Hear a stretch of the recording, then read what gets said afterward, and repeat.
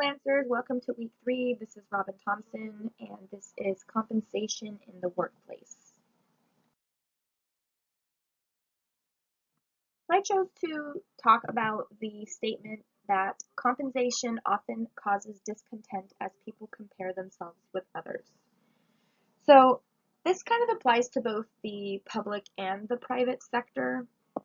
There's always people in the workforce that are going to be comparing their value and their worth to other people and the organization, which is going to make them discontent, especially if they feel that they have higher skills or more knowledge or more experience or higher education, something along those lines, that make them feel as though their self-worth and value should be compensated more by the organization. But as we know, the public sector doesn't necessarily have all their benefits coming from your actual monetary compensation. They have other various forms that might be more attractive to those in the private sector, such as the 401ks and pensions, time off, discounts for seeking education, not necessarily them paying for it, but maybe discounts through various schools in the community. So there are things that you have to yourself go out and achieve and make yourself more valuable or marketable. But oftentimes, this discontent within the organization, you end up having people comparing necessarily apples to oranges, comparing themselves to somebody else. And we've learned, not in this class, but that the Maslow's hierarchy of needs, maybe your values and your needs aren't the same as somebody else's. So while you think something is valuable that you do, or you're seeking to get to that next level, your neighbor may not think that as well. And the public sector has pay that is really based on merit. There's steps within every position. You know exactly what each raise will be. And it's sometimes hard for people in the workforce to accept that they're going to get the same raise that maybe their neighbor is getting when they feel that they're doing twice as much work as their neighbor does. So it does create a lot of discontent among teams in the public sector organization.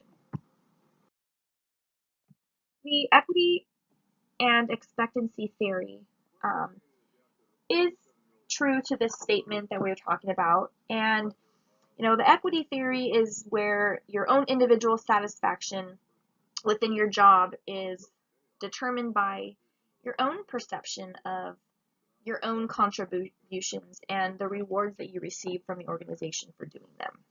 So it's what you put out. Do you feel that you're getting fair compensation back? And compensation doesn't necessarily have to be in the form of money, but maybe it's just recognition, and it's achievement, it's promotions, it's certain things that put you in a better scenario. It comes down to your behavior in the workforce. Sometimes promotions are given or people are rewarded not necessarily by their knowledge of a certain task, but maybe it's their leadership qualities, maybe it's their behavior and their attitude and their ability to work well with others. I think I've seen a lot of teams kind of get away from that working well with others. They forget about that part of the expectation of their job. But everything's very structured. As I mentioned, the merits. You know what you're going to get, and sometimes that may not seem fair because you feel that you're doing more than somebody else, but that's just the way it is. The expectancy theory examines the role in determining behavior and often into the choices that we make. So the value that the employee attaches to the result. So maybe if you go and get your education like we are now, there is a reward at the end. It's not just going to be given to you, though. It has to be earned. So you're improving your own value within the company, and you believe that if you go and do this, it's actually going to happen. It's not just something that they're saying can happen and won't. You still have to put forth, your hard work.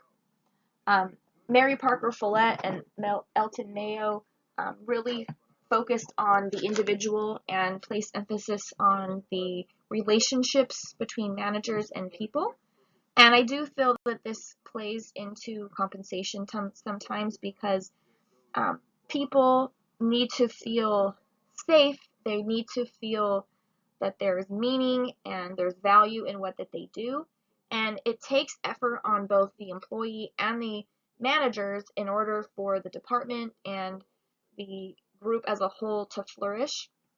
And your employee experiences matter, and it helps the bottom line of the organization. As public servants, the public is our customer. We're not making a profit. We're not selling something. And the public needs to perceive that we're treating everybody equally and fairly. So sometimes when people feel that they're doing more than somebody else, the public's going to see that too. And those are their tax dollars. That's their money that's going towards the services that we're providing. Thank you for listening to my presentation, and I hope you all have a great week.